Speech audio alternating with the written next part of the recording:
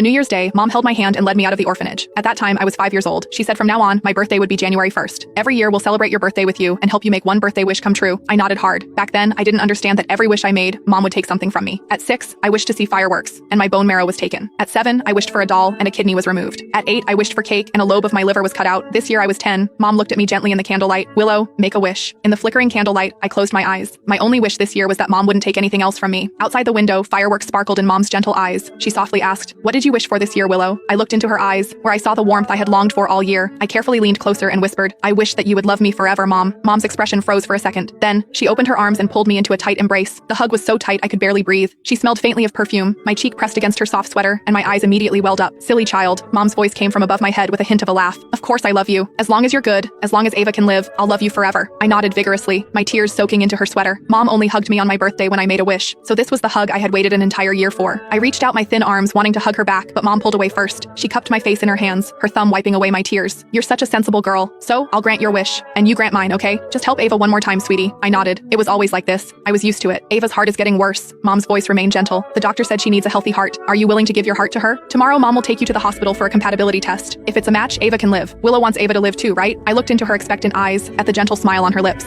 "Okay," I said. Mom's smile instantly brightened. She hugged me again, this time quickly and lightly. I knew Willow was the best girl. As she stood up to cut the cake, the living room door suddenly burst open. Ava, my older sister, walked in, bundled in a thick winter coat. Her cheeks were red from the cold wind, but her eyes sparkled brightly. "Mom, the countdown event has started at the plaza. Alara said she can take us to the front to watch the fireworks show." Mom immediately put down the cake knife and went to Ava, brushing the snowflakes off her shoulder. "Slow down, sweetie, don't choke on the cold air. It's so cold outside. How about we go after your surgery?" "But I want to go." Ava tugged on Mom's hand, whining playfully. "It's only once a year, and the doctor said I'm stable right now." Mom glanced at me, then back at Ava's eagerly anticipating face. The glance was so brief I couldn't read the emotion in it. All right, but just for a little while. You can't get tired." Mom's tone held a pampering affection I'd never heard before. Then she turned to me. "Willow, you have your compatibility test at the hospital tomorrow. Get some rest tonight so you won't go." I opened my mouth, wanting to say I wanted to see the fireworks too, a real fireworks display. Mom had promised me when I was 6. I still remembered her smiling and saying, "Of course, after you help your sister, Mom will take you." But after I donated my bone marrow on the operating table, Mom just patted my head and said, "We'll see the fireworks next time. Ava can't wait." But the words caught in my throat and I swallowed them back down. Mom was already leading Ava to the door without looking back. "Willow, don't eat anything after the cake. You need to fast tomorrow." The door closed. I stood there still holding the piece of cake Mom had given me earlier. The living room fell silent save for the noisy New Year's Eve special on TV. The host was excitedly counting down, 10 more minutes. The new year is almost here. I carried my cake and slowly walked back to my small room. The storage room had no windows. I sat on my little bed, eating the cake in tiny bites. It was sweet, bitterly sweet. I suddenly remembered that night when I was 7, after the kidney transplant surgery. The anesthetic had worn off, and the wound burned like fire. I cried for Mom. A nurse came in, looked at me, and said Mom was in Ava's room because Ava had a nightmare. That night, I counted the cracks in the ceiling. When I reached 327, the sky turned light. At 8, after the liver surgery, I vomited until I was dizzy. Mom came into the room for a quick look, frowning as she told the nurse,